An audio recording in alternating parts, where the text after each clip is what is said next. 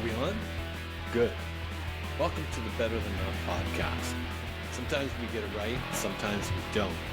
But when we at least do something, we know it's almost always better than not.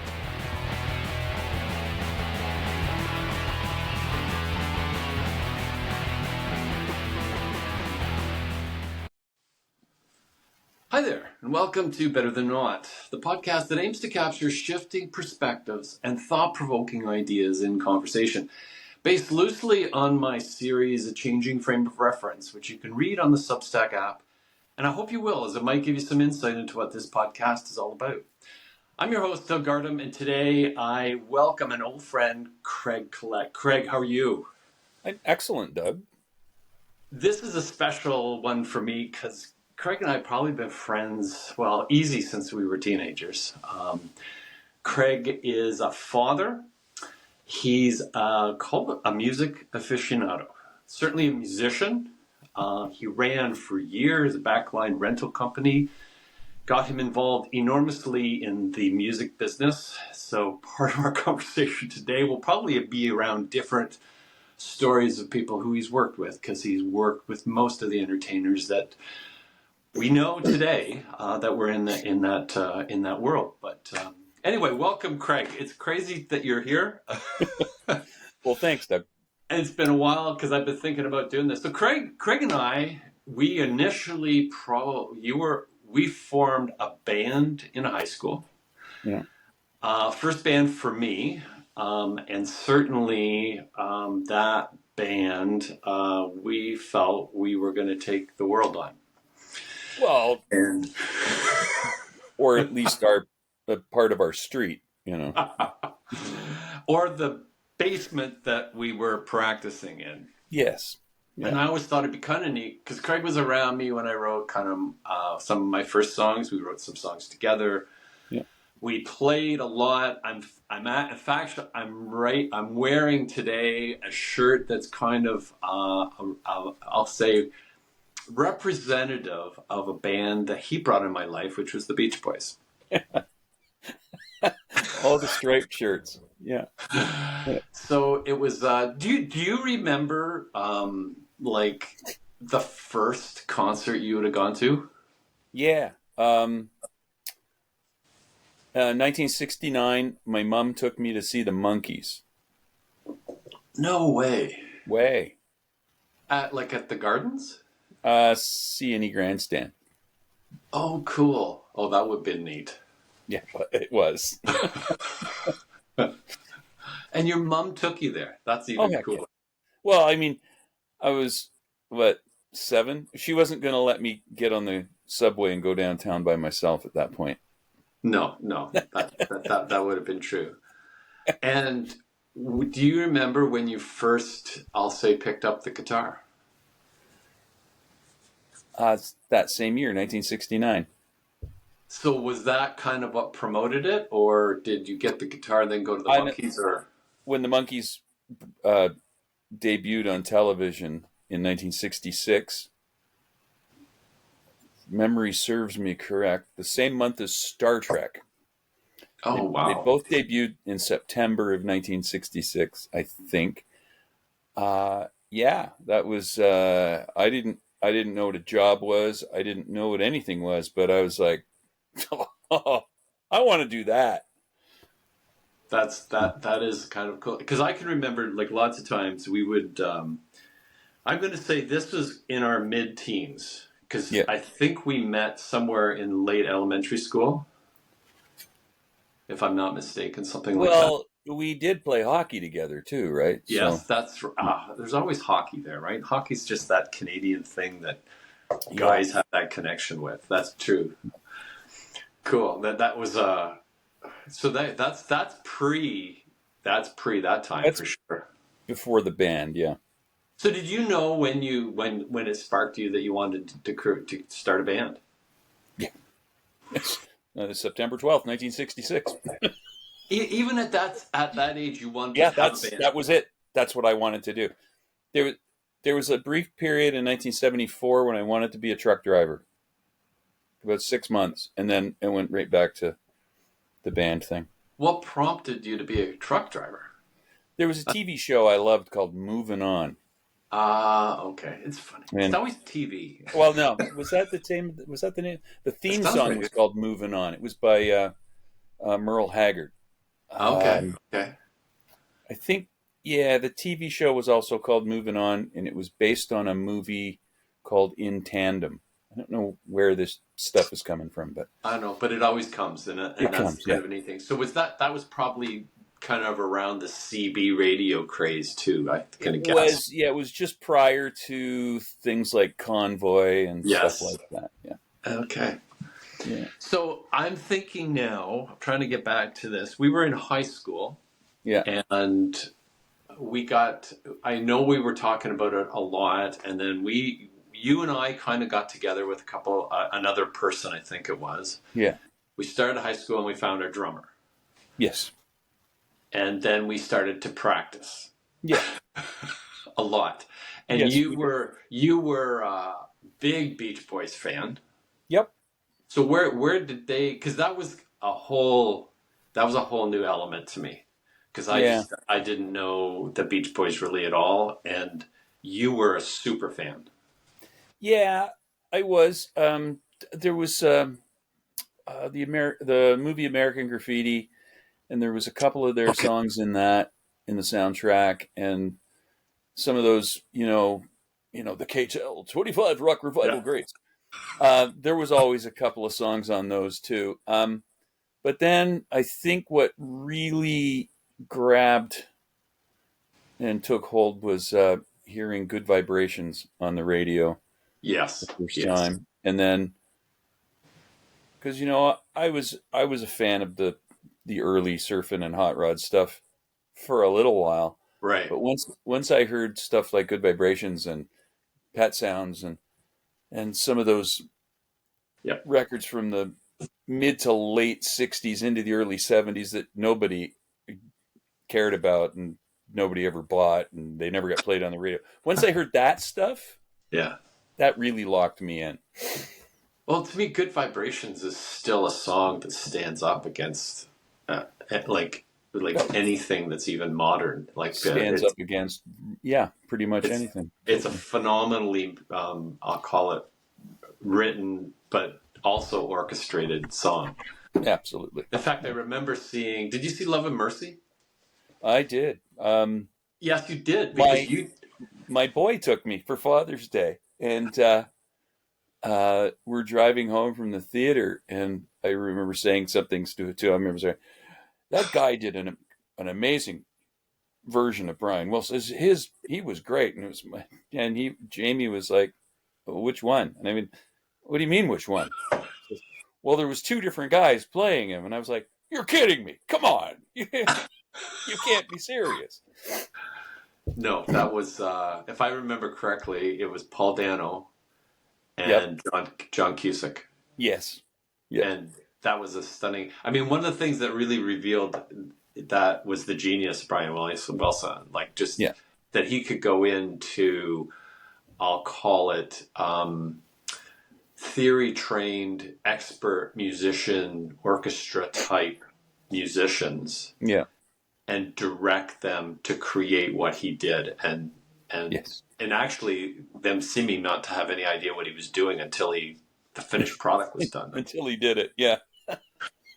No, Yeah. I My thought it favorite was is my favorite. And I can't remember what the song was, but there was one of the reasons that those records have such grand dynamic and sonic range is the bass guitar was always doubled with an upright bass, mm, right?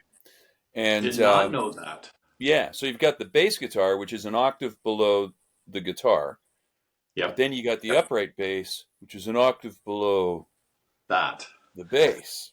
So, and he had That's pretty Carol cool. Carol Kay on Yep. electric bass, and I think Lyle Ritz on upright. I could have the name wrong, but they were playing in completely different keys. Wow, I didn't know that. That like that gave Yeah, it that gives it a whole other dimension too, as far yeah, as sound goes, yeah, right? that is a really neat. And of course, those people, Carol Kay and Lyle Ritz and the Wrecking Crew, bands that played on the Beach Boys stuff, were the same band that played on all the Monkey stuff. So, I didn't know that, but that doesn't surprise me because when I watched and this is kind of a neat thing for people listening, is that when I saw that documentary on the Wrecking Crew, and that's Mhm. not, I think there's a band named that too, right? Well, no, it's just it's a loose term that refers to anybody who ever played in that group of session players. Okay, I thought there was a band like years No, later that came up that took that name as a band's name. Okay. not that I'm aware of, but it could be. I don't. Who No, knows? no, you would know. You would be aware. So, like I said, it's what I was kind of blown away by was how many songs and I'll say albums that we heard Yeah. that the musicians that were promoted or the music guys that were promoted in the band were not actually the guys that played on the album. Oh, in the '60s, 98% of the Like, bands were not like on that their own. just when I learned that, Craig, that just killed me. Like I Yeah. just I could not, like, it was like, how is that possible? Like, it began my whole trek down this, what you know and think you know is not necessarily what's really the truth. And it was Yes. like, oh my Well, goodness. I mean, it was done. There were reasons for it, uh, Mhm. largely financial reasons, right? Yeah. Oh yeah. The record companies are paying for the studio time. Roger McGuinn in the Wrecking Crew tells the story of when they went in to record the single version of Mr. Tambourine Man, Right.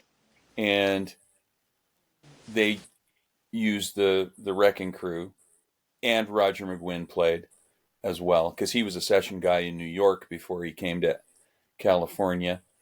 Um, it took them 2 takes, and the record went to number one. Yeah. When they did the follow up, Turn, Turn, Turn, the band insisted that they play on their own record. It also went to number one, but it took 25 takes to get it down because the guys weren't Yeah. seasoned studio guys. Yeah. So, I mean, it's Say no it is more. like those guys. The players were incredible players. Oh yes. Were they better than the guys in the band? Possibly, probably, but they Oh. were they were definitely more consistent. The Wrecking Crew could go in and bang something out in no time. The Okay. bands could probably have done it at Takes long. way longer. Yeah, the studio bill would be astronomical. So you've helped me with this disappointment because I thought part of it was the musicians and the bands were were incapable of playing that. You're not saying that. You're I know. saying Well, no, I'm not they saying just that. couldn't pull it off as quickly. There are certain things that they wouldn't be able to do. I mean, Okay. you know, Gary Lewis and the Playboys. Gary Lewis was the drummer, and Hal Blaine was the guy who drummed on all the Gary Lewis records. And There you go. and There's an example. and Gary's like, I could never do it like that.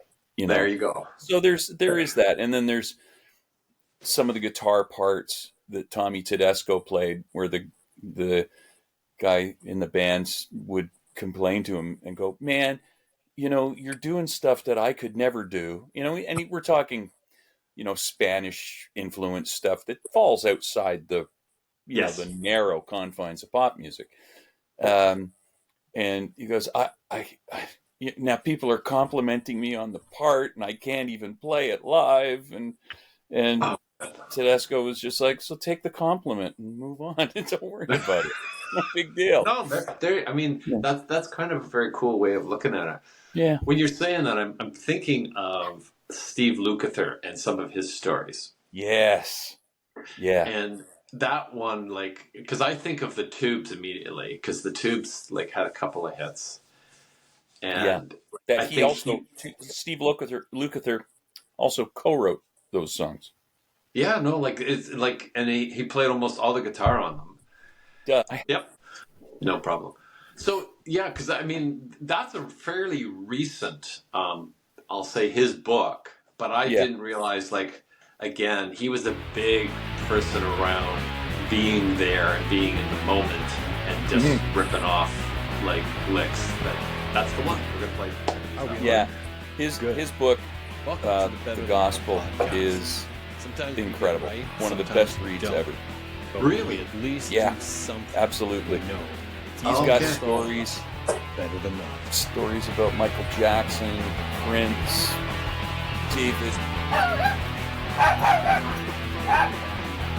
David, David, David, they don't like the guy from Vancouver. I can't remember his name. Foster. David Foster. Yeah, Okay, yeah, okay. yeah. He's Yeah, got because stories about he's them. kind of like the Canadian kind of representative of producer music guy, right? For Absolutely. years. Yeah. And he's got a lot of awards for that. But I just like I can remember him talking about being called in to do something. Was it for Bad or Beat It or something like that? And Yeah. then they just rip it off and in no time with them being around there. And Yeah. he was talking about how difficult that is to kind of do today because you're not Yeah. around people, right? Yeah. He's got a great story about I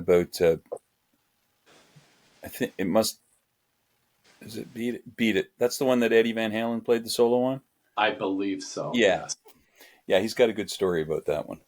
No. It's better So to hear go him and tell read the the book. It's story, called so what's that? it's better to hear him tell the story though, so It's that book's called The Gospel. Yeah. Okay, so those listening, that's a pretty good book to kind of get a hold of. You want some of the backstories. Yeah. So go back to our world, right? Yeah. And we're playing. So because I'm thinking like I'm kind of remembering a couple of gigs that we did, Yeah. and one being my brother's graduation Yep. Yep. and I still find that we went in and we were in grade 10. Yeah. And we went Yeah. into, because I had some connection with the vice principal, Mr. Wynn, Yes. and he let us do that. Yeah, he was crazy. Like, I think back to us being kind of crazy and being kind of bold Yep. to Yep. do that. Because I'm sure we couldn't have been that good, could we? I have no idea, Craig. I just find it like when I think back in time. So in grade 10, what are you, 14, 15? Something like that. And we go in as Grade 10, three wait a of minute. us. Yeah, wait a minute. What when did I didn't start driving to rehearsals until I was in the next band. Right.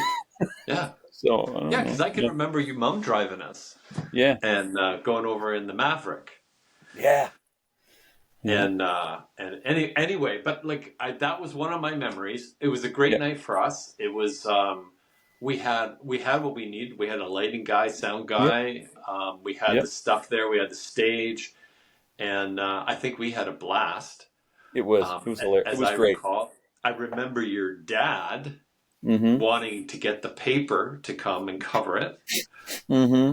And so, like, we had some of the players to make it happen, but then we had some others that weren't so excited about that. Yeah. Well, the neighbors. And like I said, that was kind of like I think that really gave us a push that this is kind of where I was wanting to go. And then we did Yeah. another gig in Scarborough. Henry Hudson Senior Public School. Oh man, see, I can't believe you remember these things. And that I know was of all the kind of- things I could remember, eh? Mm. Well, you know what I remember in that show? Because that was a fun show too. And we had all the stuff. Like, it's almost like we were ready to go. It's just like we just didn't have that extra thing. But I Yeah. can remember sitting down at the Fender Rhodes to play your song. Yep. And I'd always used the sheet music on the top to help me through parts of it. Yep. And it wasn't there. Yeah. Yeah. And Yeah. I almost have nightmares about that. Like, but I can remember being in the moment in that show. Like, that's 50 years ago, right?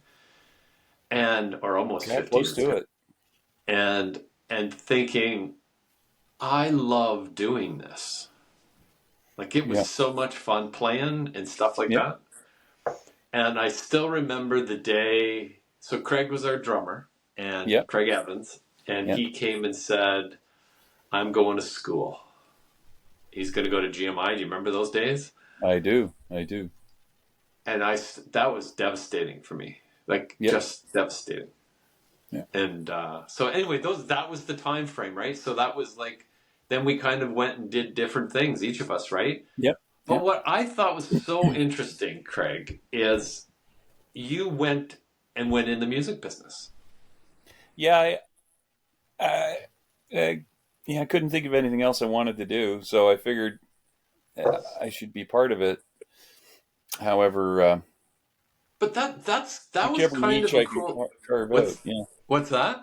whichever niche I could carve out, it was really my only option. I wasn't prepared for anything else. Well, I was going to say, I mean, I can remember going like, I don't know what I'm going to do here because this is the only thing I felt what I wanted to do. I had to go back and look at school and all that kind of stuff. I was kind of fortunate that I could do that, but in some ways. Yeah. But what I found was kind of neat was how you figured it out though. Like you figured out what to do. So when we like, there's a bunch of us that kind of went off to our schools and did our stuff. You went and worked for a while at a music store, right? Yep. So I started there as a guitar teacher. Okay, there you go. And you could still play, but you could play like you'd come. I can remember going to rehearsals, and you'd have all this stuff already done. Let's try this one, and you'd have it all ready together. Like Stairway to Yeah. Heaven, I mean the staple. It was all kind of. Do you think we could do this one?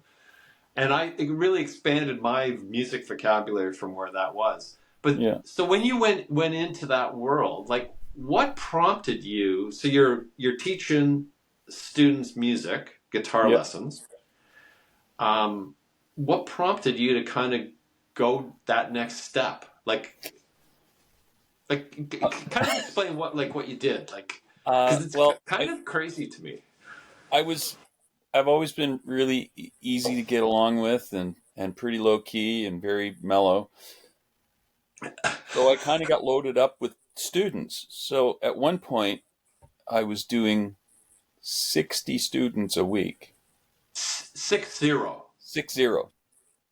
And Wow. I got to the point where I absolutely hated Yeah. every second of it. Yeah.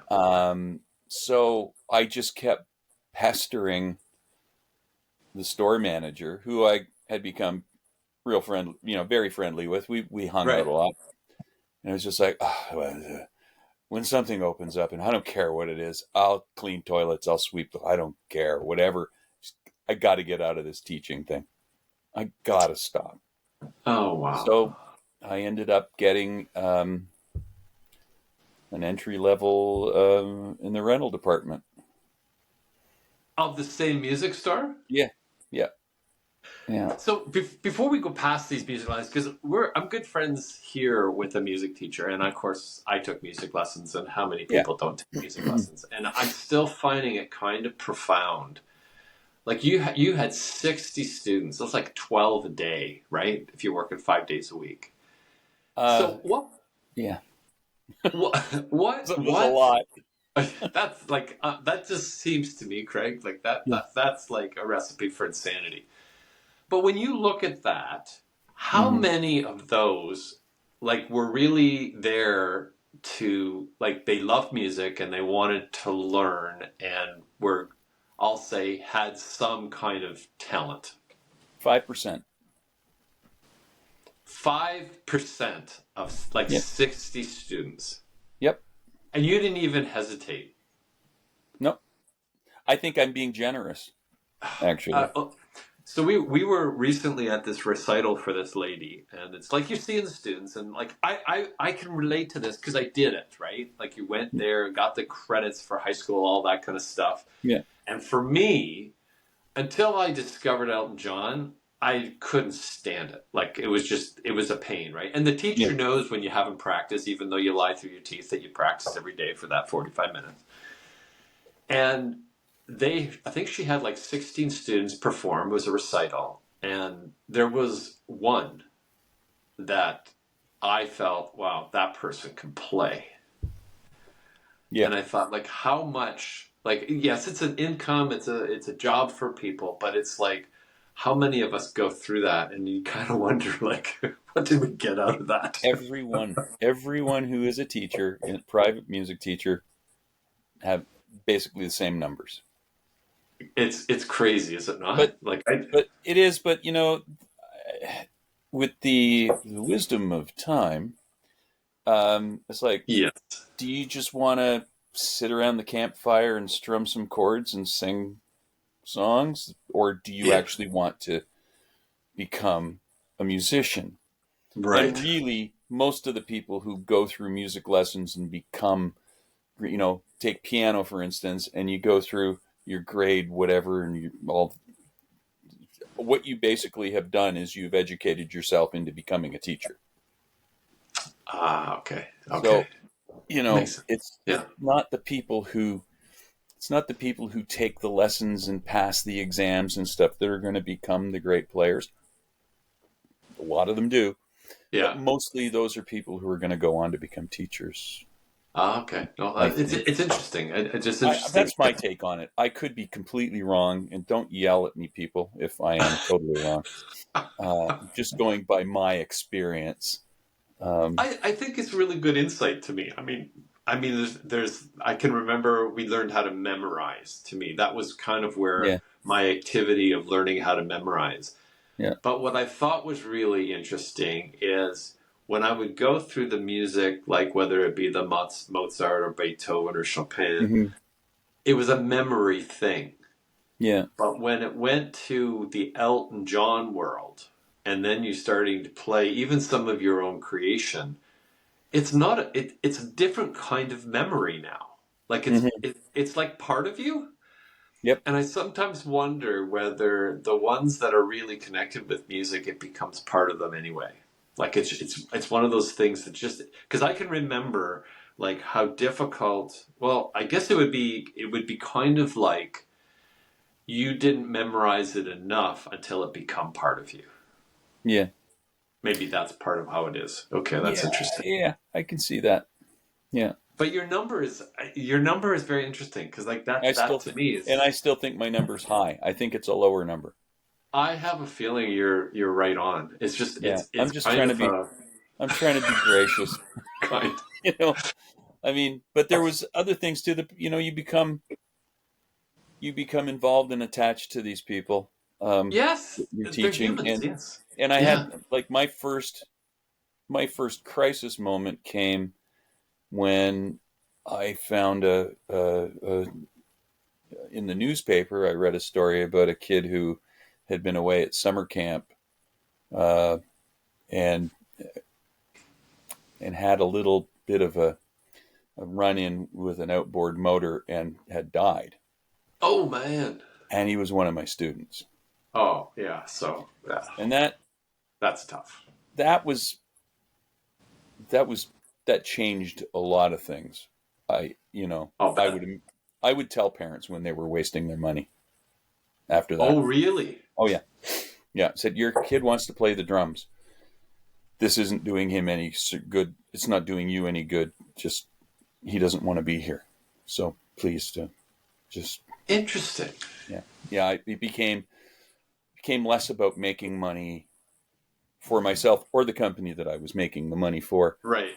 and more about let the kid go and do what the kid wants to do, because that might not have time to do it if you make him sit here. That's pretty cool. Like that you kind of came to that world. So like it's like Yeah, life can be short.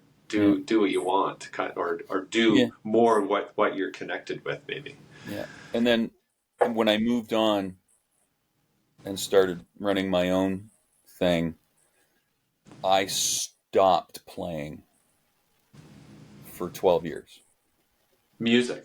Yep. I mean, I could plug a So guitar into an amp and test it. yes, That's all I did. and Yeah. you could play. If I had wanted to, or if I had kept it up, yeah, I could have. Because you do have that gift. So Yeah. I want to come back here, but to in this in a second. So now you've had it up to here with Here. 60 students. I think that's a crazy number, Craig. Like, I just can't even believe it. Because those are all private, right? This isn't like a class of Yeah. 20, right? This They is were like private each half-hour lessons. crazy, man. And So the store that I was working at did not do lessons on Mondays, but I did. So I would literally do from 4 o'clock till 6 o'clock. Four. you just squeeze them Oh, in. wait a minute. 4 to 4:30. 4:30 to 5. Yeah, that's four. Yeah, 4. I would do 4. And Okay. then, and so I was doing 6 days a week because I was also doing Saturday. Saturday, too. And I used to pick one of those kids up on my way to work. Oh, He was my first lesson. And for some reason, the parent found out that I lived where I lived and they lived where they lived and the store was there. Oh, you can pick him up on the way, can't you? super convenient. Sure. So that gave me a 10 a.m. student and not another one until noon. Oh my goodness. But that's who you are, though. Like, that's just who I you know. are. I know. So now you've gone through that. Now you got to get into the rental side Yeah. of the music business. So did you like that? I loved it. It was great. Every day was different. Every band was different, and they were Oh, yeah. actual bands I knew. It wasn't like, I mean, Okay. there was a certain amount of Weekend Warrior stuff, but I was actually dealing with people who were playing the Ontario Place Forum, which That was was cool. a Yes. major venue back in those days. Yeah.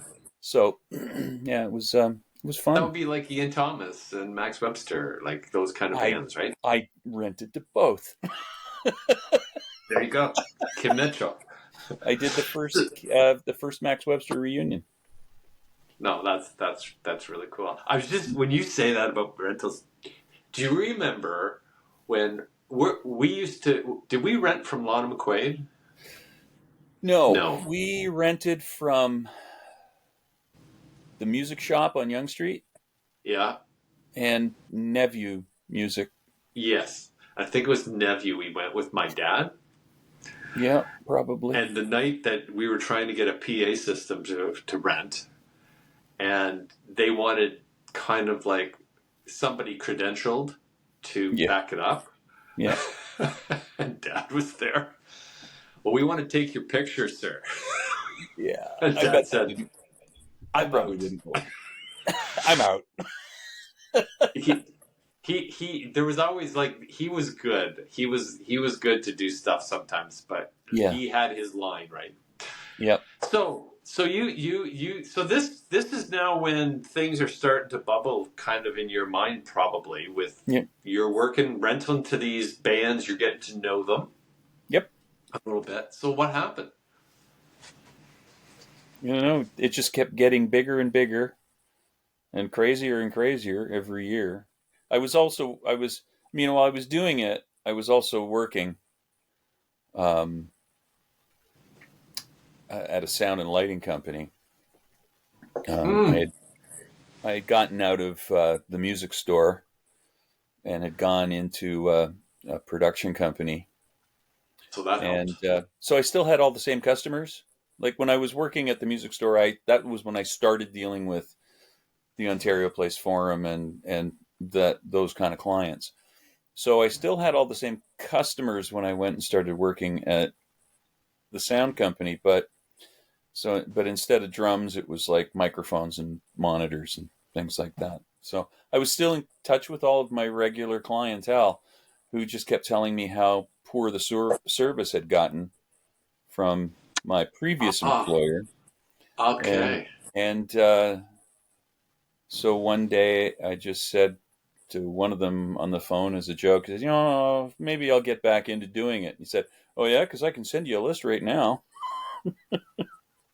No. Yeah. And that's what happened. It was the Ontario Place Forum that where that Because I happened. was thinking that you, like, again, back to the Beach Boys, you did something with them, I did.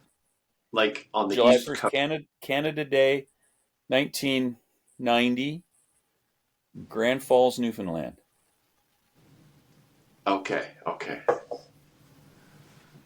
And that kind of set things going for Yeah, your and next. that was through. I mean, I'd been doing it already Okay. for a few months, but that was through the production company I was working at. Right. It was through Part of the them job. that that happened, and I basically, because I knew everybody from already dealing with them, I said I can rent this stuff by myself and do it cheaper, and so You were we in. did it. It was yeah, so that's how we did it. So the Beach Boys come back to your world again, Yeah, except on a more on a more personal level, yeah, shall we say? absolutely. Yeah, so So that now instead of being somewhere out there watching them, I was at the side of the stage watching,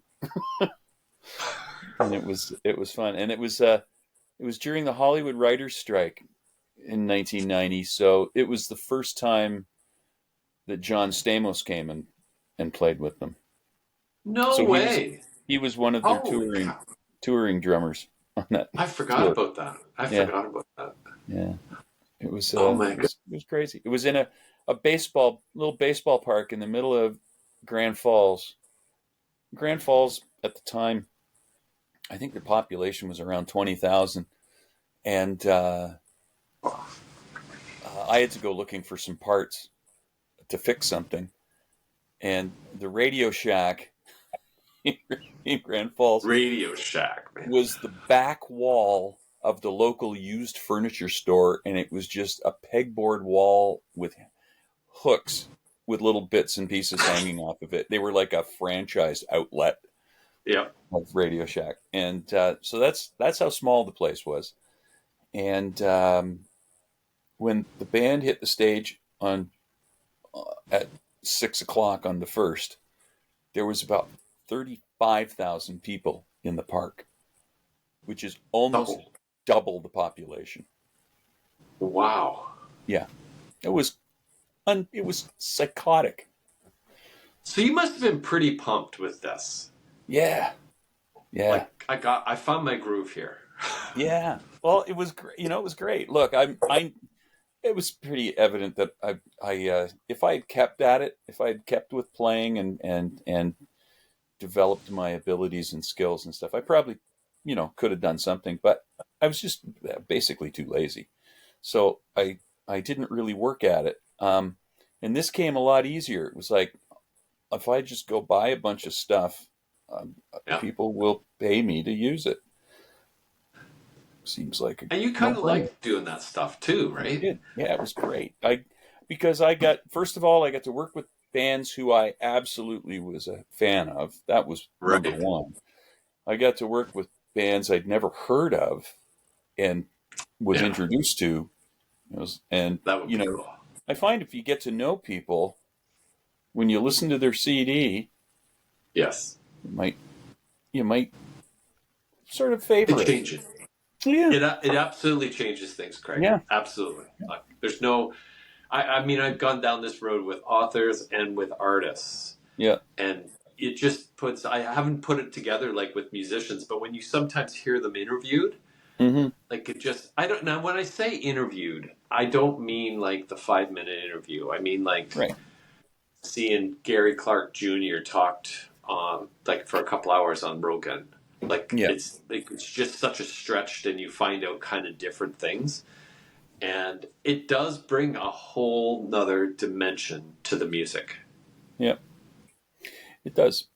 Agreed. That's cool. Um, I worked with some really interesting bands. Do you remember a band in the early '90s called Sandbox? I want to say yes. They were out of Halifax, and Okay. Okay. um, they had a reasonably decent hit with a song called curious. Mm-hmm. I want to say. Anyway, one of the guys in Sandbox went on to become Bubbles in Trailer Park Boys. No way. That's Yeah, cool. yeah, I have yeah, not heard that before. I have not heard that story. yeah. That's neat. So So that's and a lot of why he can play. That's why he can yeah. play. Oh, absolutely. He's an incredibly good player. You Well, I don't mean, see. he's been on. I've seen him on with with Alex Lifeson and Yep. with the Bare Naked Ladies, Yeah. and Yeah. he's playing with them. Yep. He is, He's a and musician. you don't really get a real hint of how good he is No, just by no, those appearances. That Sandbox did 2 albums in the early '90s. They're really good records. I really like them. really. Yeah. Well, have to look that up as well. Because They have when you videos. say Halifax, I think of Haywire, and I think they're out of Charlottetown, I thought, PEI. yeah, Charlottetown. Yeah. But I think Yeah. of East Coast, Yeah. and like I thought they were a good band. Yes. And they are. Were. They had some really good tunes, and I always thought it was so interesting how, like, one of the most, I think, a very talented songwriter musician is Ian Thomas, and I still can't figure out why he didn't blow up. Like, it's like he has some incredibly beautiful songs, Yeah. and because you worked with him, as you Mm-hmm. said, Terry plays for him. And just Yep. you see some of these, and like Haywire is one of those. I thought they had some of, like, I'll say this is probably not a compliment for them, but a couple of their songs were Duran Duran level songs to me, like Well, from something I'm that not would fit sure in who pop wouldn't music. consider that a compliment because Duran Wrote some incredibly good songs. No, exactly. They were But I mean, great they were songs. like catchy, Yeah. and I just kind of. But Sandbox to me is not ringing my bell. But now that you've got Bubbles in there, that's Yeah. a whole other kind of level. And it's funny because even now when I see him out of character, it doesn't even register that that's who it is. It's a pretty impressive character he plays. Yeah. Like, Yeah. it's that he's almost unrecognizable, right? Yeah, absolutely. Completely.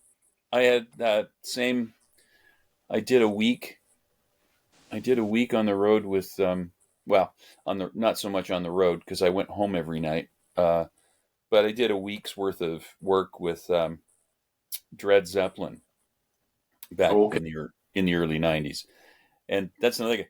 I didn't realize that guy that was hanging out with the band was actually the singer from the Oh, band because he looked so completely different when he was out of costume, out of character.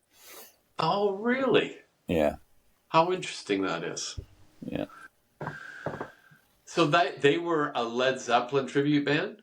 uh, yeah. A Led Zeppelin cover band that did reggae versions of Led Zeppelin with an Elvis impersonator as the vocalist. Okay, so that's quite a twist. That's quite a Yeah, twist. it covers a lot of ground, if you know what I mean. Well, it's funny because I'm trying to remember when I came down to see you at your warehouse, Yeah. and this is a few years later. Mm-hmm. Because I had a Rickenbacker back from our band, 4001 Rickenbacker, Yes. and you fixed that, Yep. and you had like a what would I say? You had a warehouse there, and Yeah. then you moved to a bigger warehouse where I came back, and I couldn't believe the stuff you had in that warehouse. Yeah. Like, It was a lot of stuff. and you were literally, if you picked up a CD, probably at that time, and I would say for sure Canadian, you would be mentioned in the credits. Yeah. Yeah. Done a lot. There's a lot of stuff. Mostly Canadian, but every once in a while there'd be an international artist. Like there's a King's X record that we had some involvement with. King's X, like I Yeah. remember, I had a number of their albums, and like they never kind of, to me, caught on, so to speak. But maybe I was missing something there. No, I mean, well, they were they're one of those bands that falls into. There's a couple of them that fall into the category of being a mainstream rock band, but also a Christian rock band. King's X. Yeah, That I did not know. yeah. Interesting. Okay. Wow, I've got a whole lot of things to remember in this But chat today. I did, and what I did with them, I didn't really do much. I used to do some road work with Frozen Ghost, Yes. Yeah. and through them, I got involved with Our Lady Peace, Okay. Yep. Yep. and then because of that, Arnold got hired to produce a King's X record, and so Oh, I okay. provided them with a fly rack so he could load a bunch of outboard gear and what have you into a rack and send it down to Arizona or wherever it was they were recording. So, Oh, cool. I mean, that to me, that's you know, it's not a vintage Marshall or a Vox or anything, but I still sent stuff out on a record. No, that because they were they were a three-piece band too, right? Yeah, Power Trio. Yeah, as I can remember, because Yeah, that takes now I think a Triumph too, right? yep, yeah. I worked with them too. Yeah. Well, I was gonna say I can go like 5440, like that. Yeah. That's another band that you hear once in a while, right? Great guys. They were one of my favorites. And I can like you probably because I had another individual, William C. Cole was on this, and Leona Boyd he commented on. You probably worked with Leona Boyd too. Yeah. I mean, she was fairly self-contained as a guitar player, but I know I was involved in like shows that she was on, and I did go. I've seen her play quite a lot. Yeah, that name I like you hardly even hear anymore, but like Yeah, she made waves for a while. she did. She And did she an was album. She did an album in the '80s. Um, Sort of was odd. It's sort of bridged classical with new age right. modern. I think Okay. David Gilmour's on it. I think Eric Clapton was on it. Oh wow. Um, it's called Persona, and it was Okay. like she on that tour. I think I went and saw that tour. If I remember correctly, it's a long time ago, man. I think she actually toured with a band, Oh, okay. not the Okay. band that did the record necessarily. Michael Kamen was involved in the record. I think it was a pretty the people that pay the bills that I think she was on Columbia. They must have, well, we'll rent a church and bring in some recording equipment and we'll be done. It'll be the typical $10,000 or $12,000. It's like way more than that, I'm sure. Just with people like Clapton and Dave Gilmour on it Oh yeah. alone, it would have Yes. cost them a fortune. But No. hopefully Very they true. made it back. But it was a great record. I loved it. Persona, that was Yeah, called. yeah. So you did this for 20 years? More? 30. 30 years. Yeah. So when you think of people, was there anyone that you worked with that surprised you? In what way? Because they've all Um, been a surprise. But well, I mean, true. do you want a But positive surprise or a negative surprise? well, let's start with like a positive surprise. Like someone that they either might have surprised you with their abilities, like you didn't know they could do that. Like you just said Bubbles, right? What's Bubbles' actual name? Mike Smith, I think. Mike Smith, that's right. Yeah. And like of people that you said, I had no idea that they could do that, or like, does anybody come to mind that like, wow, they Well, played drums for a band and they were great guitarists? okay. I believe it was at the Horseshoe one night. I did a gig with the Bacon Brothers. Kevin. Yeah, and his brother. Oh, okay. Yeah. I mean, I didn't realize that he was musical. I didn't until we did that gig. And he is. Yeah, very good. Incredibly good, in fact. Really? Kevin Yeah. Baker? Yeah. Okay, that's a surprise. Another brother act I did was the Flutie Brothers. Like the football player Doug? Yeah, He plays? both of them. Oh, wow. Darren and what are their names? Darren and Doug? I think so. Really? Yeah. I did not know And that. I think at the time, I think one of them was playing for the Argos and the other one was playing for the Tiger Cats. Oh, yeah. That's your team, man. I know That's my that. team, man. I'm very aware of that. Because I mean, when you say that, I think of Kiefer Sutherland. Yeah. I think of Kevin Costner. Kevin's a collector, I think. Is he He's not? got a band. Yeah, but he's a collector too. I think I've seen. I used to buy him a magazine like 20 years ago called Cigar Aficionado, Okay, yes, and yeah. I think I bought an issue that highlighted his guitar collection. Kevin Costner has a guitar collection. I Wow. think so. Yeah, I could be That wrong. surprised me. I didn't know that. I haven't heard him. I just know he has this band. I know that Kiefer was doing this. I know that Keanu Reeves apparently has a band. Yeah. I've heard that. Um, Here's one. Because the other thing I really love is Formula One, yes. and Damon Hill, Yes. son of Graham Hill. Yes. Damon Hill, one-time Formula One world champion, Yep. plays the guitar solo on the outro of a Def Leppard song. No, Craig. Like that's not even going on a Trivia Pursuit question.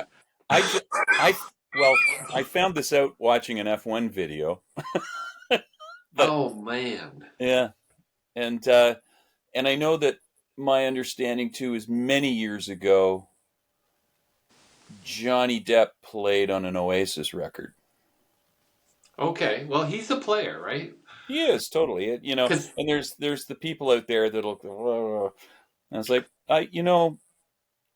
Jeff Beck wouldn't have been in the same band with him if he couldn't play. I was gonna say he's connected with like Alice Cooper. Yeah. Like, what's the band with Joe Perry that they created? Vampires? The Hollywood Vampires. Yeah, like which was a drinking club originally in the early 70s. The early 70s, Alice Cooper, Mickey Dolenz, Harry Nilsson, Keith Moon, and there were others, but those are the ones that stand out. They would go drinking. Oh man. Like blackout drinking. Yeah. They were called the Hollywood Vampires, and so Alice Cooper resurrected the name. That guy is a survivor, eh? Most of the former members are dead, but I noticed Mickey Dolenz is not playing in the band.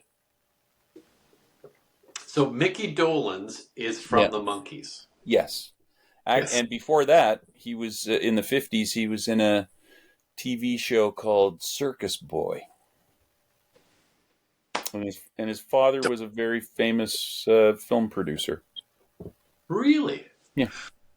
So this is interesting. I got to go back to the Damon Hill on playing a guitar piece on a Def Leppard song. Yeah. Wow. Okay. So when you're talking about these are things that are bizarre, and this is not really connected with me other than I watched it. Mm-hmm. So we got connected with Monk on Netflix. It's a TV show that was on NBC years ago.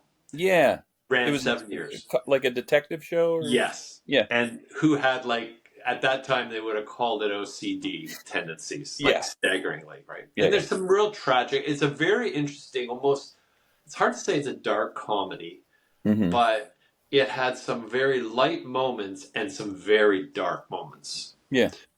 But in one episode, and this is well into the series, they got stuck on a highway, and the Korn tour bus is part of one of the episodes.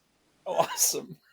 And Jonathan Davis They go on the tour bus, and Jonathan Davis makes an appearance, like he cameo.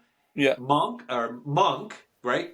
Who's the guitarist? Yeah. He makes an appearance, and I'm going like, how bizarre is that?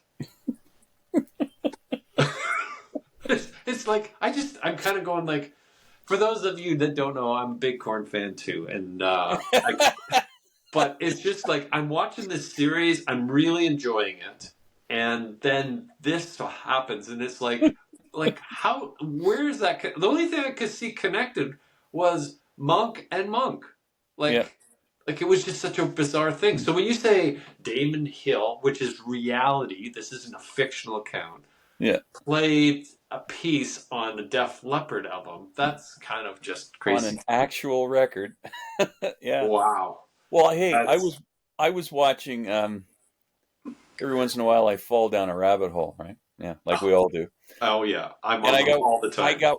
I got watching a bunch of videos of people who go into sort of depressed neighborhoods or whatever, Yes. and they'll go in and mow the lawn and trim the bushes and stuff just to make the place look nice. Yeah. Yeah. And they go and do it for free. So in one episode I was watching this, there was this, you couldn't even negotiate the sidewalk because the trees were hanging over and it was just all covered in crud. So they're going in and they're clipping all this stuff up, and some guy from across the road and down a few pulls out in his car and he comes driving by and he gets out and he starts talking to them. But he's the guitar player from Flaming Lips. Really? Yeah. Gave them passes to come to the show that night. Oh, that's cool. That is because it was his neighborhood. Who knows? I shouldn't have said depressed neighborhoods because it wasn't really a depressed neighborhood. It was just one house on the corner. Right. It was like they went into. Yeah. So when I go back to your experiences, because I mean, you could just fill up hours with all the different ones. Is there a particular memorable one that you can remember where you had to see? I'll say heroes, like outside of the Beach Boys, but like I know like those are, but was there another kind of like venue or event or that you were you went to and you said, this is very cool, I'm here, I like this? I did get an invite out to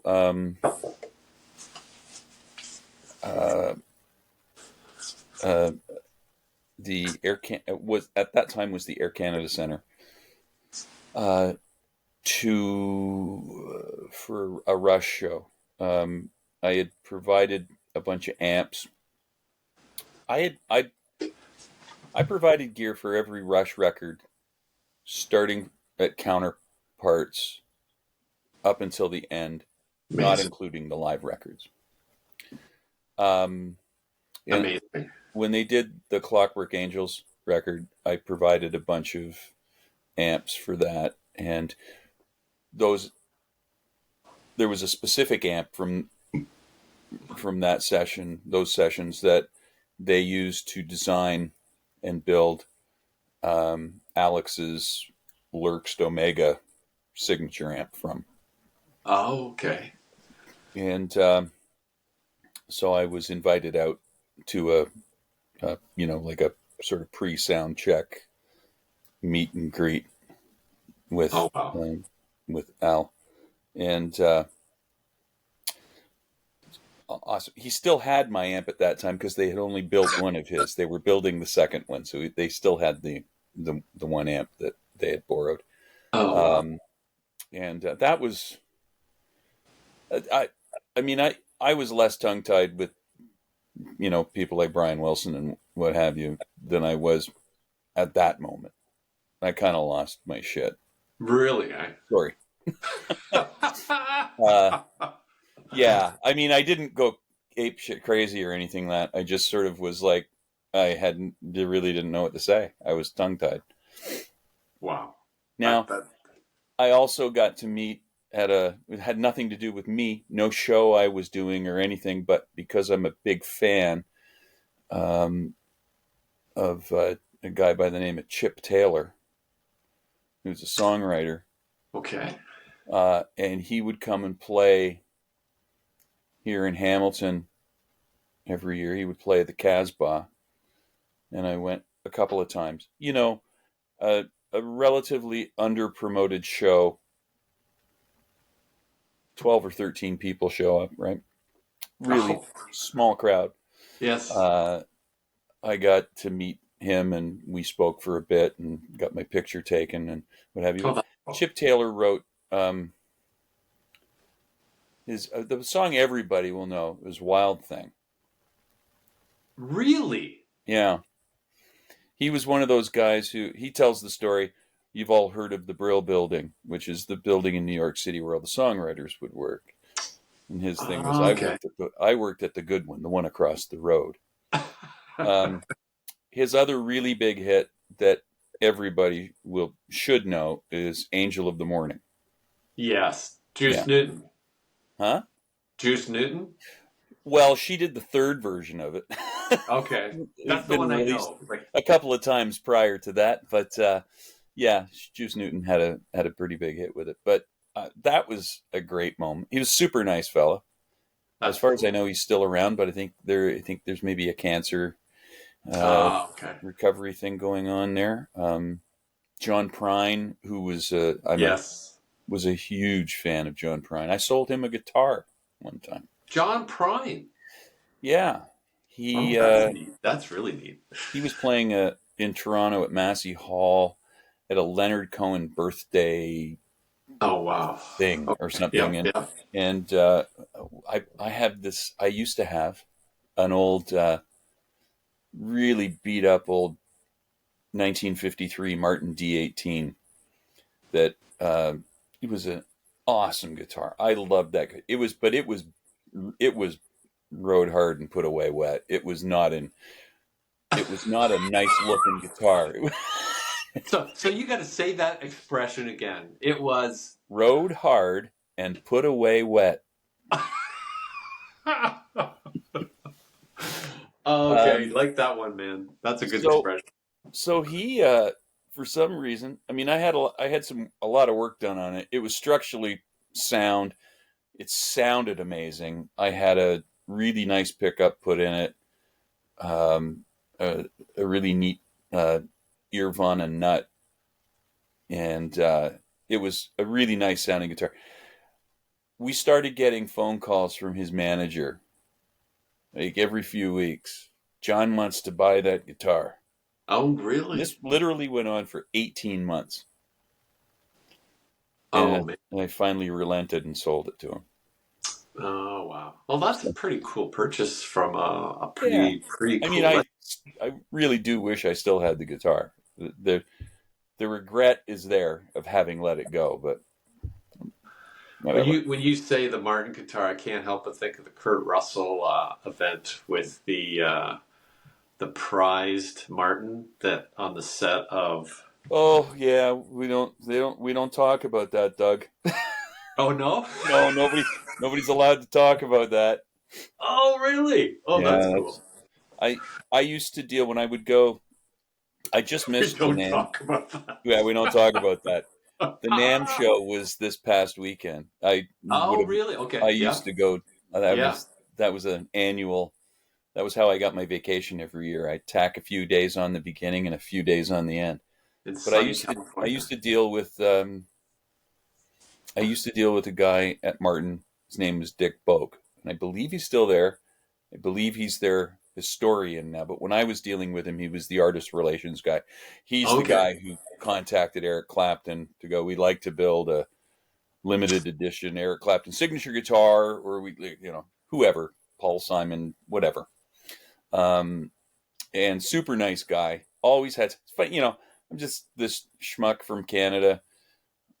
I'm not going to buy a bunch of stuff and resell it and generate a lot of money for you, but your artists come through town, I'm going to make sure they have a guitar that they like.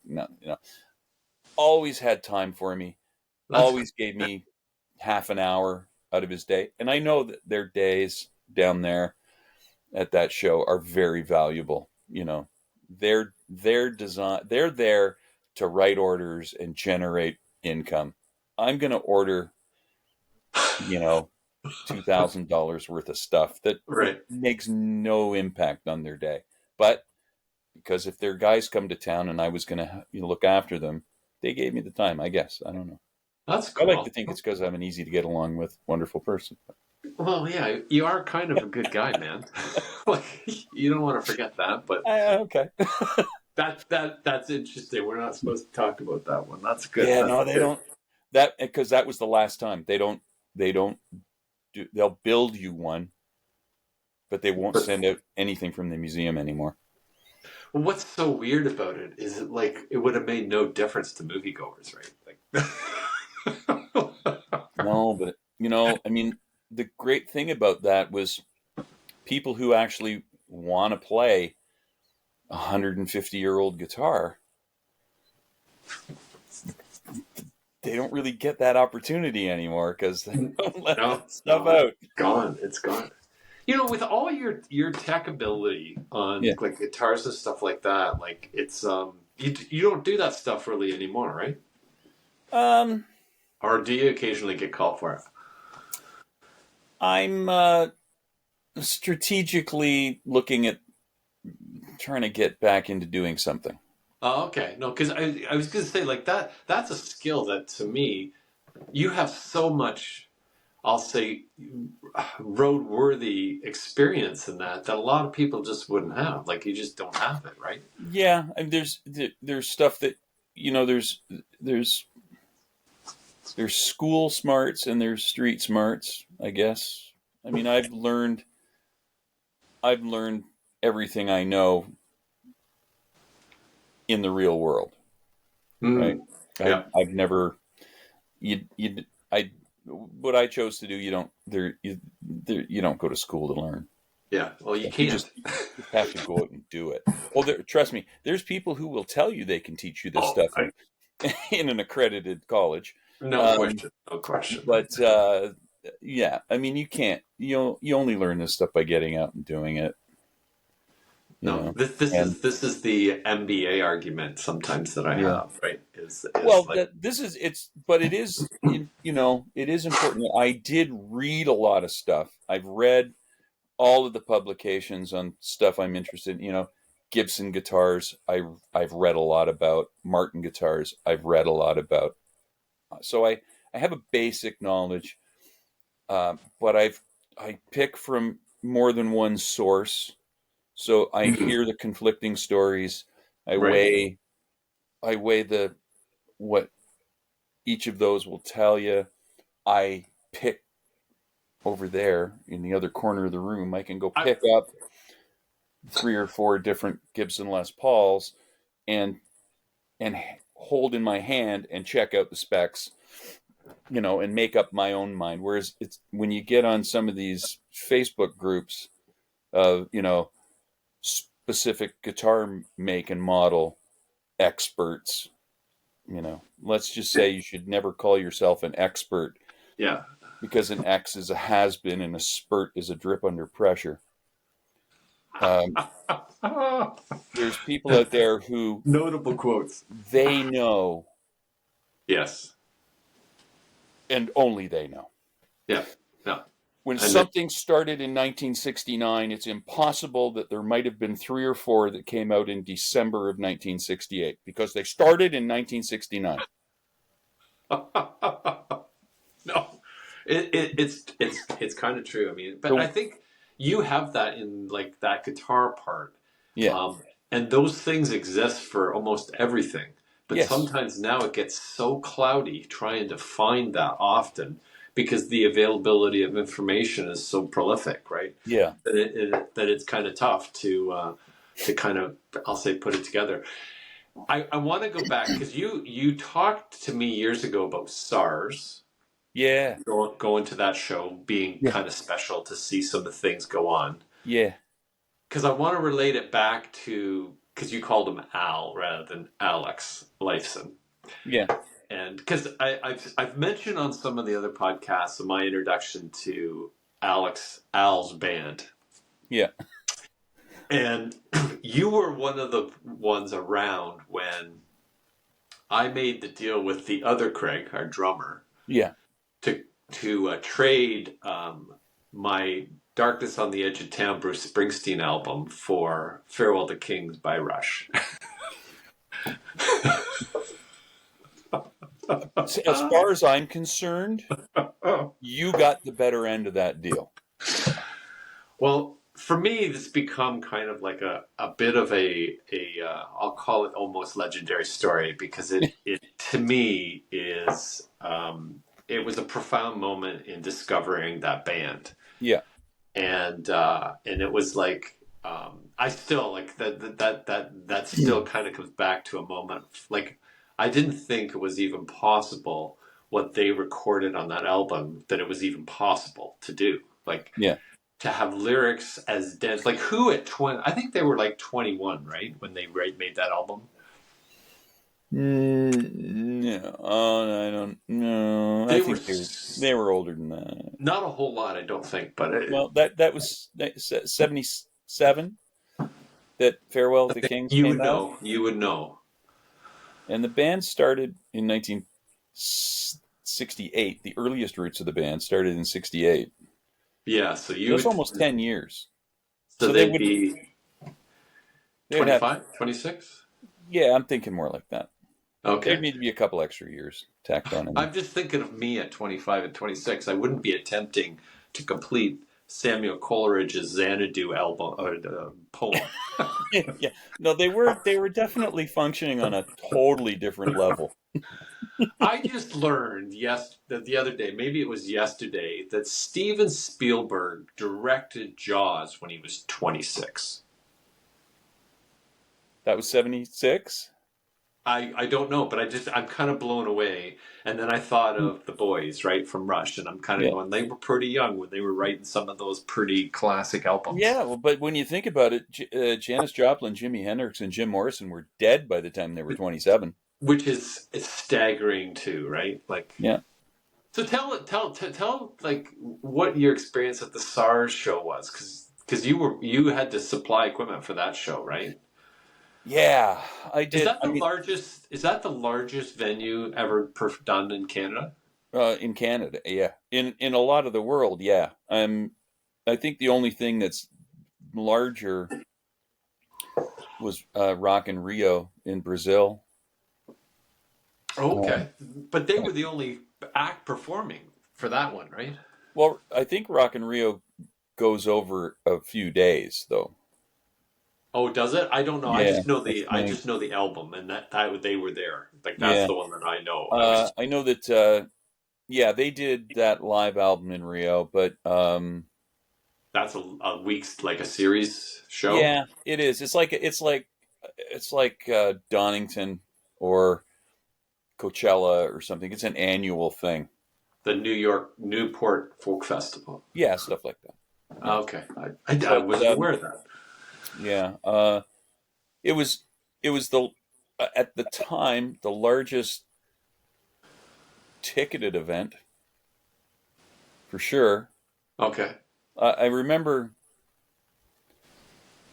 going to see Paul McCartney in the late '80s at what was then the Sky Dome, and that was the largest crowd that he had ever played in front of, solo or Beatles. Really? Yeah. At Sky Dome. Okay. And that was, I think, 80,000 in that neighborhood. 80,000. Wow. And that stood until they played Rock in Rio a couple months later. Okay. And it was like 500,000. Just mind-numbing numbers. Yeah, unbelievable. And you know something? Way too many people in one place at one time. That's just. I mean, you don't get anything out of it. It's just sea of people. So at SARS, you were backstage, right? Yeah, back or on. Yeah, backstage. You saw some legends that day. I did. I hadn't done a show in years. I got to the point where I had to hire people to do that, and right. And but that was one, and that was one I hadn't committed to. I mean, I'd committed to doing the show, but I hadn't committed to going there Ah, okay, okay. until they announced the Isley Brothers were playing. Interesting. And when I heard the Isley Brothers were playing, Yeah. I was like, yeah, okay, I have to. I So what have to go. attracted you to the Isley Brothers? Always been a fan. Love R&B.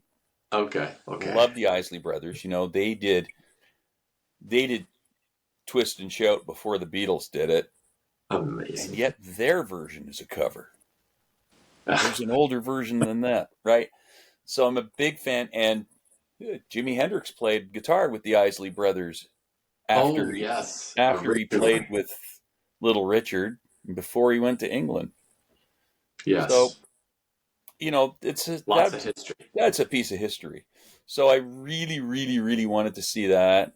I was working with Blue Rodeo that day, Okay. Yeah, yeah. Blue Rodeo was and there. Dan Aykroyd's band. Who, Oh, I mean, Blues Brothers? I did the second. No, it wasn't a Blues Brother. It was the thing he did with Jim Belushi. How Have Love Will Travel, I think it was called. Oh, okay, okay. I Um, didn't know they were there. yeah, yeah, they were the hosts.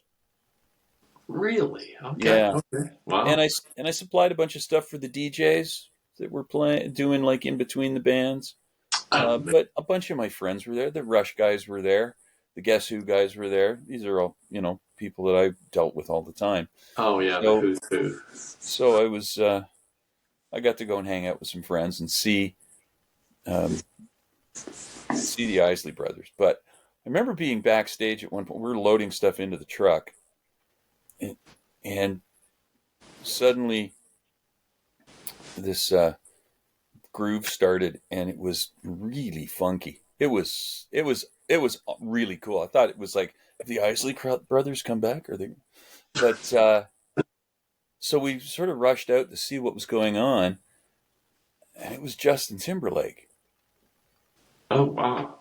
and he was, to the best of my recollection, he just did cover tunes, and Yeah. but he did good ones. He did like Stevie Wonder, stuff like that. But man, that kid is talented. He's not a Really? kid anymore, but No, that was 25 years ago. Um, he was really, really good. that's a surprise. Yeah. Wow. Oh, I that was one of that was oh, that was a highlight of the day. How interesting. So he was playing with another band? No, he had his band there. They were just jamming. Oh, they were. It was part of the Yeah, show, though. yeah, yeah, yeah, Who would have known that? yeah. Eh? And then the truck was loaded and ready to go, and we went and sat down in the incredible hospitality suite. I'll bet. Sitting in an air conditioned room on a lovely soft couch, eating lobster thermidor and Oh, steaks, and watching AC/DC on the big screen. And they finished. They were good. It's the only time I've seen them. Still only on a screen though. yeah. Um, and then the Stones came on, and yeah, we were looking. We could see people, the heads bobbing as people were leaving, and it's like, we should go because it looks like the place is emptying out, and we don't want to get stuck in traffic. Yes. So we left. We were still stuck in traffic. You've been to Downsview, right? Used You to know work the near park, there. sort of. Yeah. It took us an hour to get off site. Just It was crazy. crazy. No. Well, there's a lot of people there, man. Like that. That I was know, way more than the city could hold. because I was thinking that like there's a few that aren't here anymore. The late Neil Peart, the late Charlie What? Watt. Awesome moment just before Rush went on, and Neil had his earbuds in, and he was just running patterns on his thigh with sticks, you know, Yep. paradiddles Yep. and Yep. diddly squats and whatever drummers do. And there was, from the corner of my eye, I saw a bit of a commotion, at the stairs, and Okay. it was Charlie Watts and his people. Oh, He okay. had people, and People. he wanted to meet Neil. Oh, okay. That's Yeah, well. He so wanted to meet he Neil. wanted to meet Neil. So they all moved over towards where Neil was, just Do you this know thing. doing his thing on his thigh, and and I guess it was probably his guy Lorne who leaned over and sort of gave him a tap and just said, gave him over here. So I got to witness that. That was a uh, that was a Kodak moment right there. Oh, I'll bet, man. Yeah, That would yeah, be. Oh, I mean, it's one that's not going to happen again, too, right? yeah. So, Literally. no, that's that is a crazy time because I I can't think of a bigger venue than that was, and it was a pretty big because that was the first show didn't that even Rush had come back to play. Yeah, I After all Neil's tragedies, it right? was a while back. I think they might have done something ahead of that. Like they would have had to. I can't see them being that unrehearsed because they didn't have a lot of time to prepare for it. So I'm thinking they might have finished a tour. Yeah. That's a long, fair while ago, right? Like what's that? Was 15 years ago now? 20 plus. Man, Yeah, because time I is think flying it by. was 2003, wasn't it? You know what? I couldn't tell you. I'd have to Yeah, go and look up on our famous Google it. I would have to go and try I'm and do I'm that. I'm pretty sure it was 2003. Yeah, So now we turn around a little bit. You're yeah, playing again. yeah. So I do. you have a show coming up, don't you? I do on Sunday. There we go. Yeah, This Sunday. this Sunday. So that's like February 2nd. Yep, Groundhog So Day. where are you playing? Playing at the Clifford Brewery in Hamilton, Ontario. Oh, cool. 398 Nash Road North. There we go. We go on So stage at 2 o'clock is in the this afternoon. in the afternoon? Yeah. Yes. Is this something that will be repeated, or is this just the a one time only thing? What do No, you do? we've done this before. This is an ongoing project. Yeah. Um, it's a duo. Uh, my my thing going in to this when I got together with my partner was I don't want to do the same 40 songs that every other group is doing, because if you want to hear those 40 songs, then pay your money to go see those bands. Right. I want to Right. do stuff that you don't hear every time you go out, that you don't hear every time you turn on the radio, because radios only have 50 songs in their playlist now. Um, it's stuff that was played on the radio, stuff that were minor hits, B-sides, just stuff that's good and interesting and entertaining, but not the first thing you think of when you go to see a band. Because And that you way like you're not walking away going, well, that version of All Along the Watchtower that they did, that was just not quite as good as those other guys. And who needs to hear 80 different versions of All Along the Watchtower? Just, no, true, true, you know, true. so we Yep. do stuff that we like. It's like songs that we remember, Yeah, yeah. and Dan is somewhat younger than I. Okay, okay. So the stuff that I remember and the stuff that he remembers are It's from different. vastly different eras, but the stuff that I remember, he also, for the most part, knows, because they were still staples of classic radio Yes. back in the day, Yep, and yep, for because sure.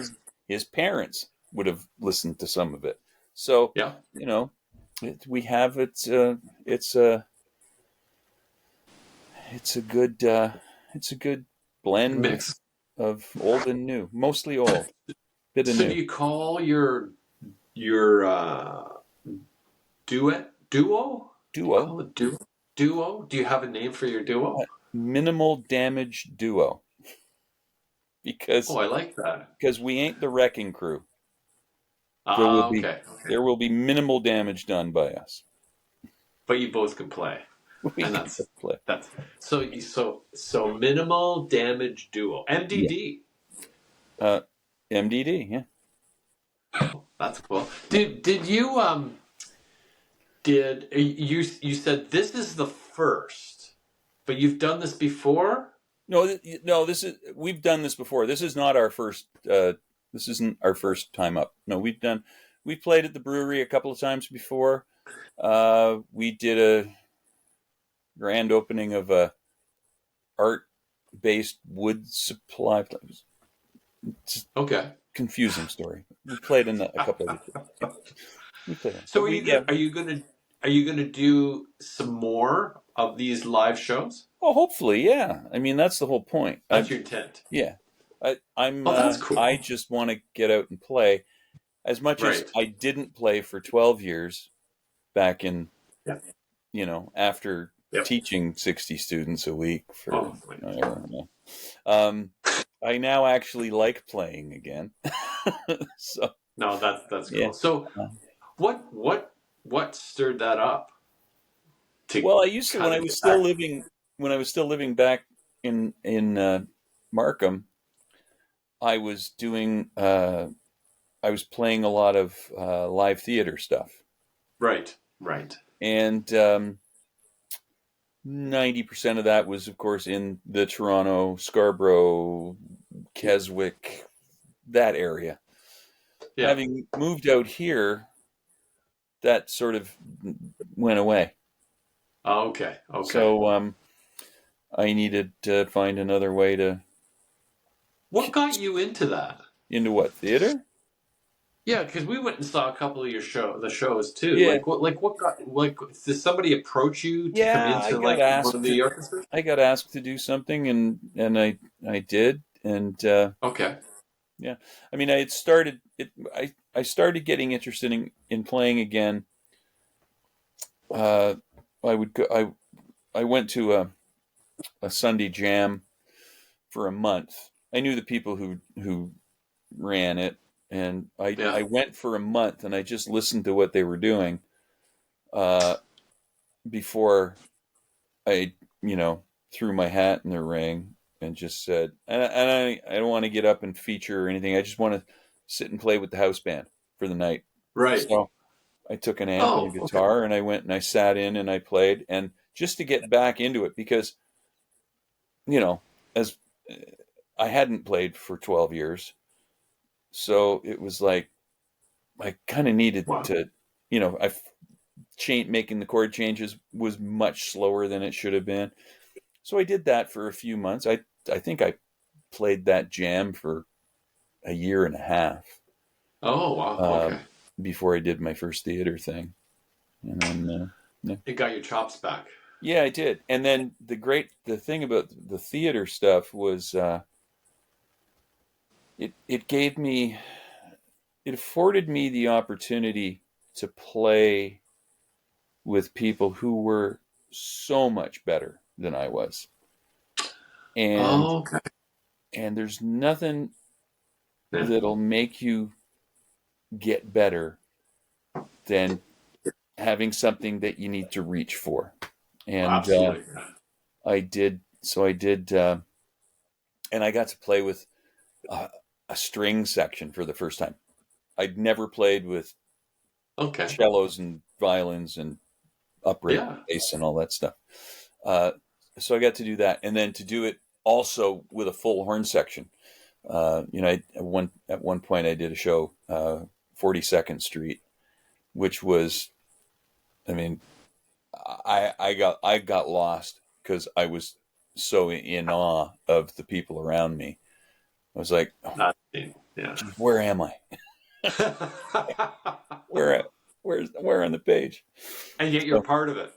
yeah. Oh, I'm supposed to be playing now. Oh, yeah. But it was something it was the best experience ever. Uh, Oh wow. because I had, I mean, and my reading's okay. It's not great. Uh, but when you sit, That sharpened it. when you're doing something cold, when you walk into the first rehearsal Yeah. and they throw the book in front of you and go, okay, 1, 2, go. And it's like, you know, it Yes. it was intimidating for a long time, I'll bet it was intimidating. but Yeah. it was the best thing I ever did. I absolutely, it's one thing. If I could keep doing it, I would, and I can't. So Oh uh, wow. I do this. The I remember going to see Spamalot with Laura, Yeah, and I can't in a long time remember laughing so hard at a show. yeah, Like yeah. Well, I had to do that for 3 weeks. it was like that's a hard thing to get to me sometimes in a live show. Yeah, And it was like, I mean, belly rolling, laugh into the aisle, yeah, laughter. and I'll tell you, those that cast was. I mean, you got to remember this is just community theater. This is That's what I nothing. mean, though. That's This what I isn't mean. anything like you're No, not going downtown on Young no, Street for this. This is, no. some local community center, and that cast was so good.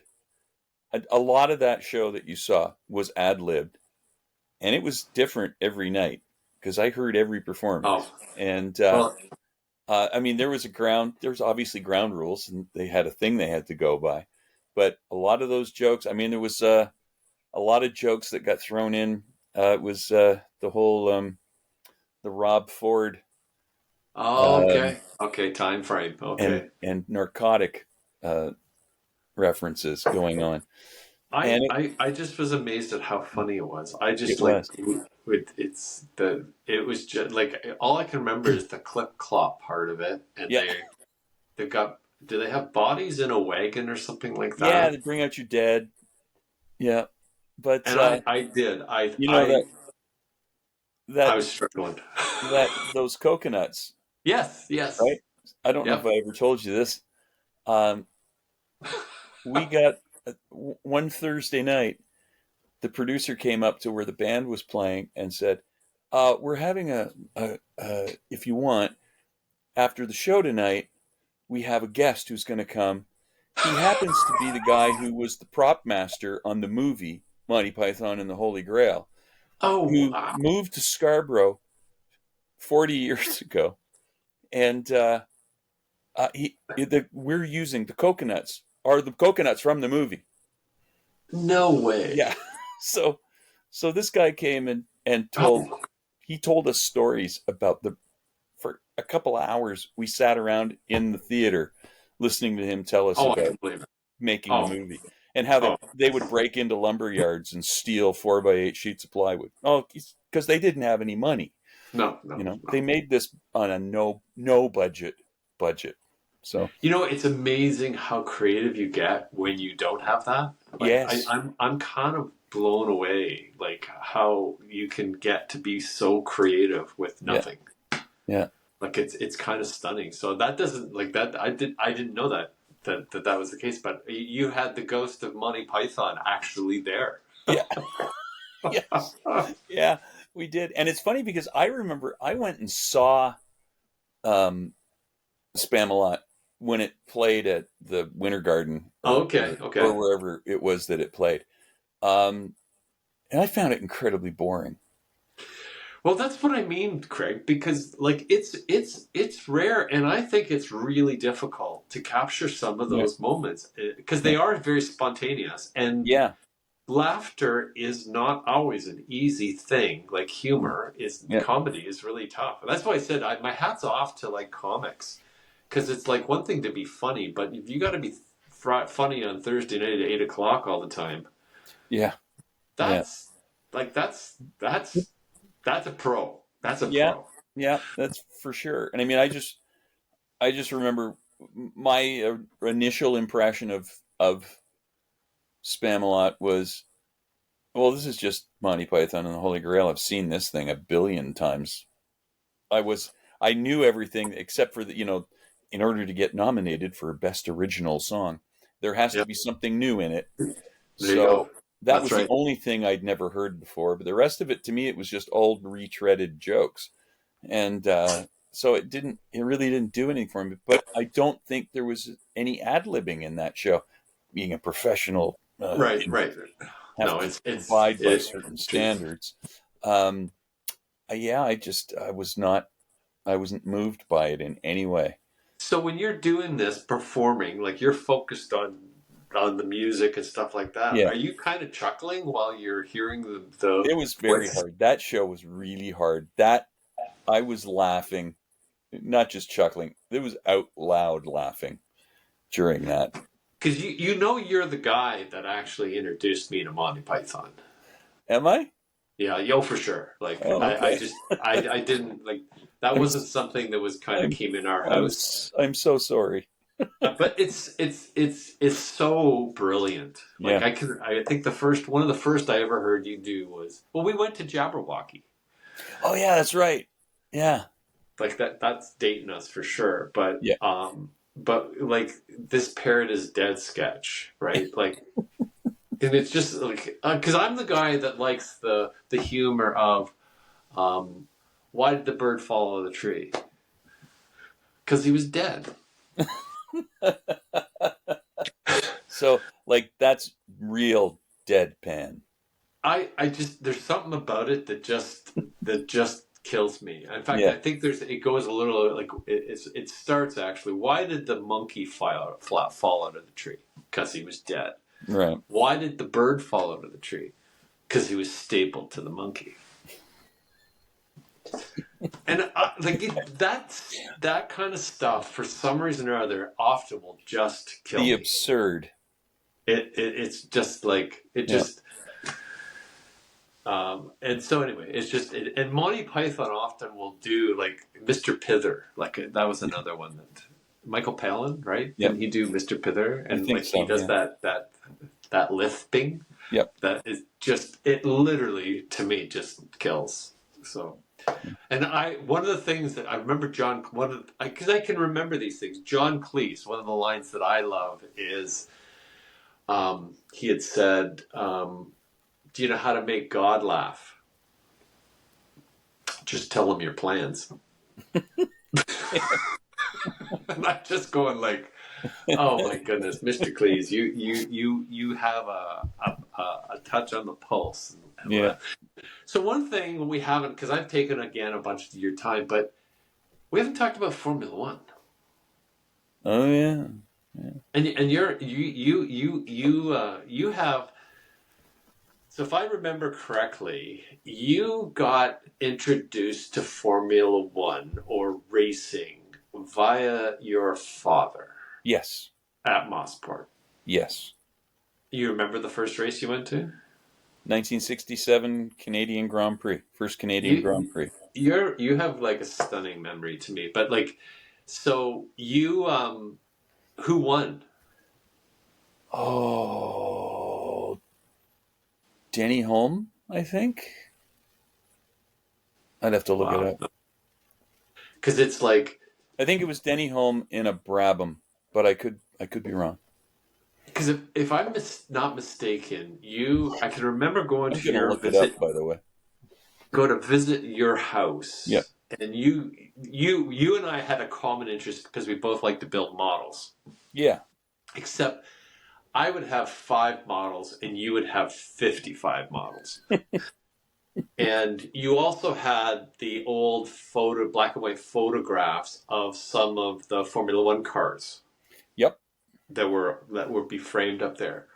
So you would be one that would know, like, have seen technology from that 60s time to today. Yep. Kind of phenomenal, is it not? Mm-hmm. Yep. It was something else. I mean, I got into it because my dad worked for Imperial Tobacco, and Oh, they okay. were they were Right. they were the sponsors of the event. You know what? When you say that, I remember this is, and I think this might be pre-band days, but maybe not. And we would go out with your dad in, I'm pretty sure, the Maverick. No. It would have been my dad would have been a company car, Okay. like it. That's probably right. Yeah. And well, that's right. And he had to go out and check signs Yes. throughout Toronto. Yep. That's a memory I remember with your dad. Yeah. That was cool. Yeah. The first the first Canadian Grand Prix in 1967 was won by Jack Brabham in a Oh, Brabham. oh. And Denny Hulme won it the next year in 1968. See, you're not like you're only a year off with your memory. It's Yeah. amazing what you remember. So this year is, I believe, Mr. Lewis is behind the red car. He is. He's. I've been watching some of the footage of his first runs out in the car at the test track in Fiorano. I think this is a good thing. It's he loves the car. He needed a change. Yes. He'd been with that team for way too long, and they weren't paying attention. So I know that I don't like to ask this question, but do you think we are witnessing one of the greatest? he's clearly the most successful of all time. No, clearly that. Yeah. But when you look at from Ayrton Senna to Sterling Moss to all the previous Fangio, Yeah. Well, there is somebody who's gone through and done it properly because, he won the most amount. Yeah, he won the most amount of races that year because there was nobody 20 races. There, like an original Formula One season had 8 races in it. amazing. You have to go by percentages in order to get the right number. Somebody has done it. I've watched a video about it. I think still Fangio is number 1. Yeah. Senna and Clark. Oh, yes. Right after him. Graham Hill's up there. I don't think Hamilton comes in. He's outside the top 5. Interesting, eh? Interesting. But it's all based on. You got to base it on percentages. How much of the time was he winning? Okay, so he won X number of races based on a season of 16 races. How many was that? Was it 50% or 40%? Well, Fangio won a complete season plus 1 on either end. The last race of this season, that entire season, and the next, or something similar to that. I could have those numbers wrong, but I mean, he held Max Verstappen only just broke his record of 10 in a row. But 10 in a row back in the 50s spanned 3 seasons. Right. Yeah. I know, like, I don't even like asking the question, but to me, I said a music aficionado when I introduced you, but you are also kind of a Formula One aficionado too, because you know all this and you love the tech stuff part of it. Some to an extent. I can't. I really don't like what the cars are right now, but yes, one can only hope. And you also got to experience this, right, a little bit. Yeah. Well, I did. 67 and 69, because in 68 the race was in Mont Tremblant. Right. So I did 67 and 69 for sure. Wow. Probably did 1970.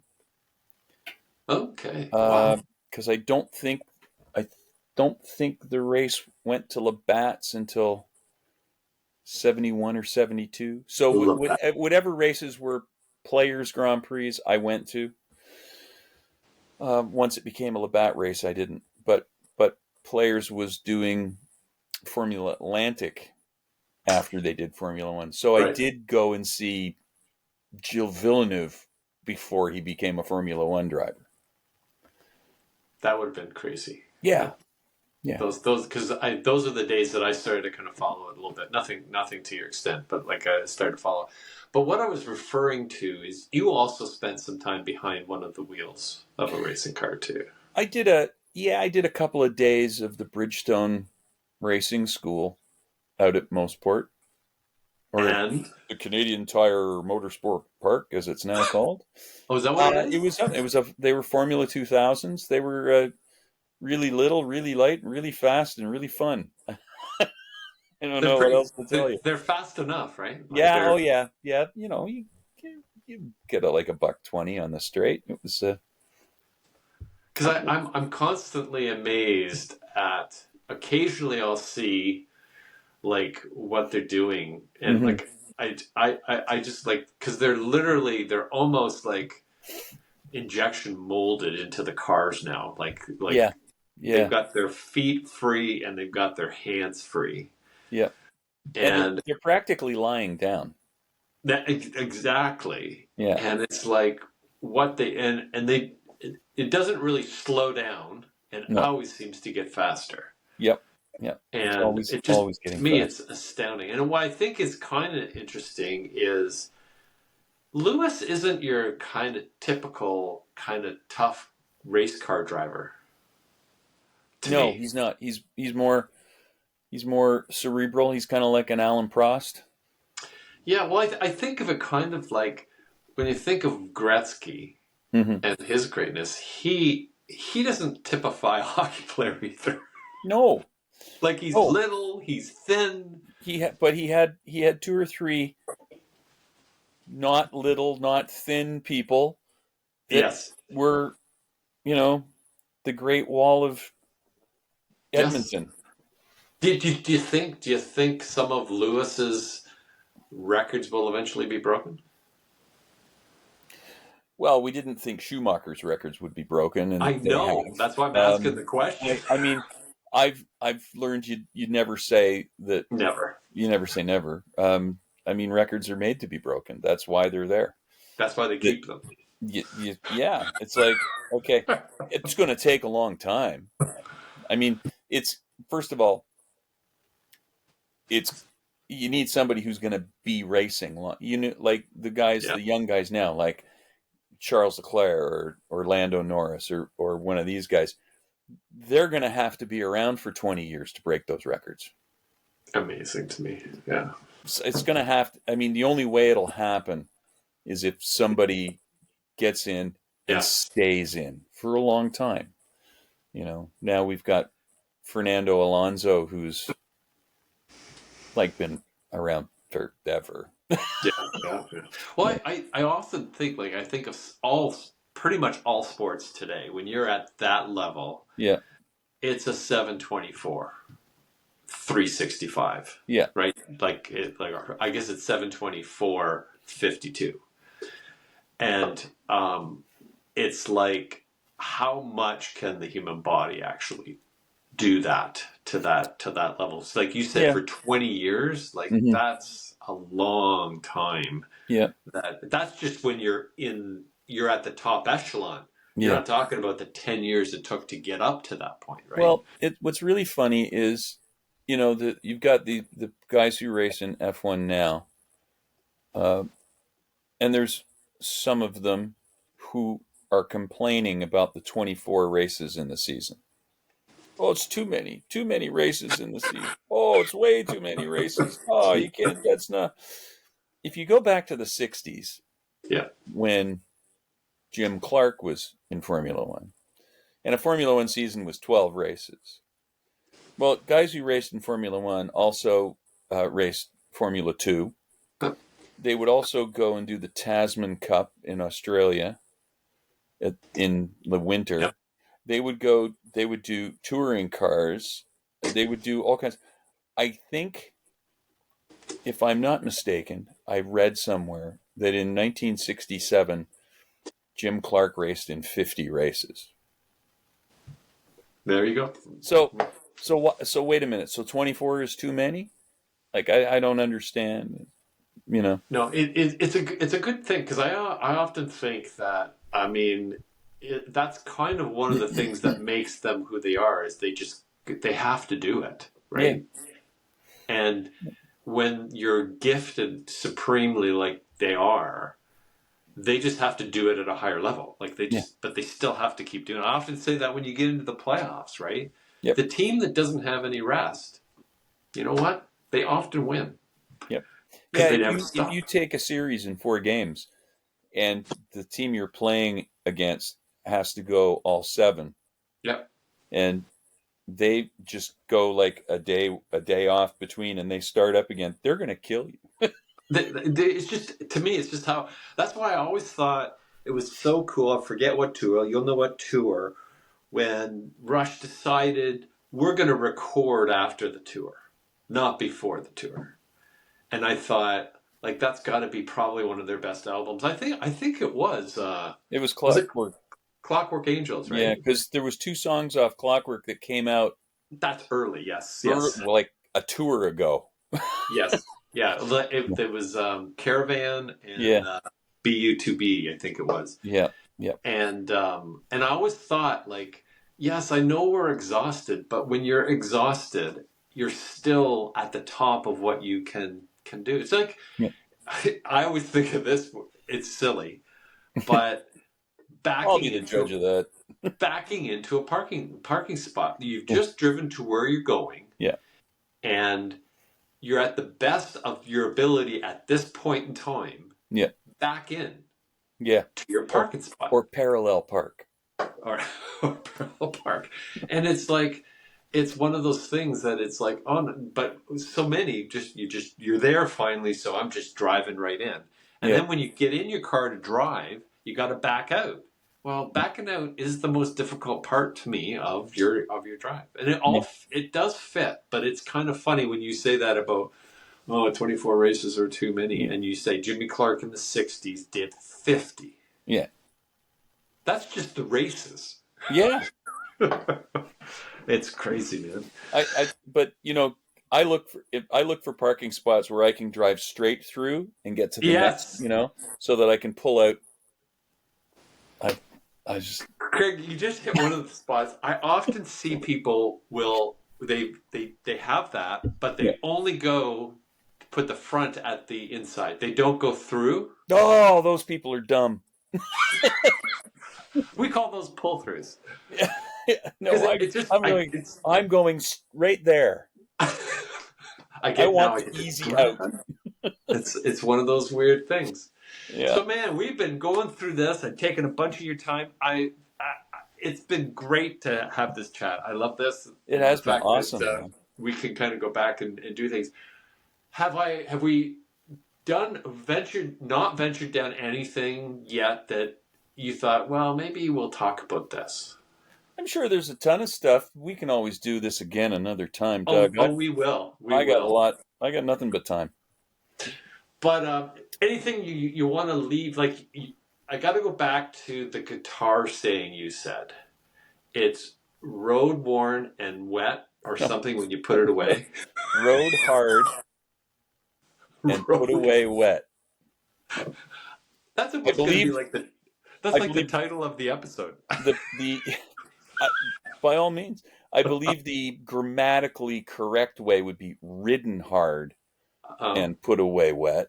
but it's way better But with it road but hard. it's rode hard and put away wet. Yeah, I think that's kind of fitting for sure. yeah, Well, I was going to say we'll definitely do this again. yeah. That'd be fun. This was great. It's I had fun. we haven't gone down the musical quiz. There's so many musical documentaries you showed me that we haven't talked about. Yeah. Not to mention shows, and we didn't talk about many of the artists that are gone now, like Tom Petty. Didn't Mm, talk Dave Grohl. There's a whole bunch of other stuff that kind of fit in between. Not yeah. to mention our own experiences in it. So Yeah. For with sure. that, I think I'm going to give you back some of your afternoon. Oh, I can't give you back any of your afternoon. I'll just let you continue on with your afternoon.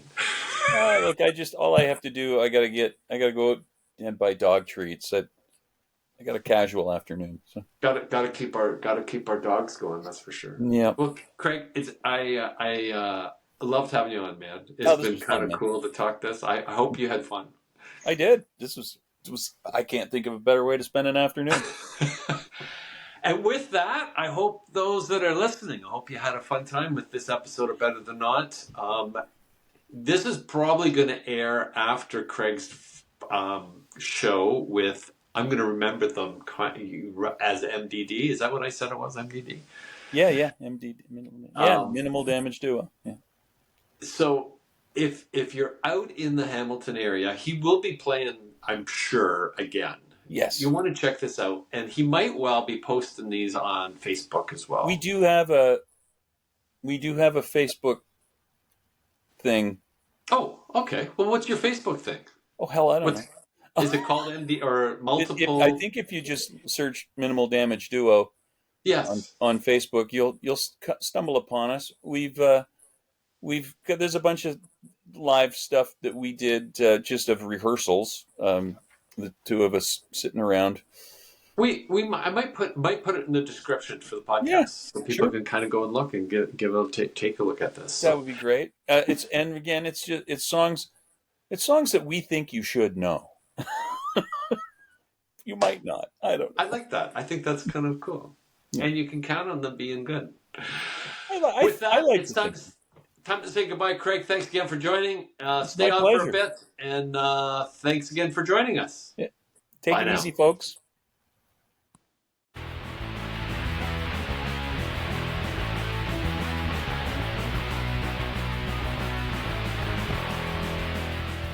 Are we on? Good. Welcome to the Better Than Not podcast. Sometimes we get it right, sometimes we don't. But when we at least do something, we know it's almost always better than not.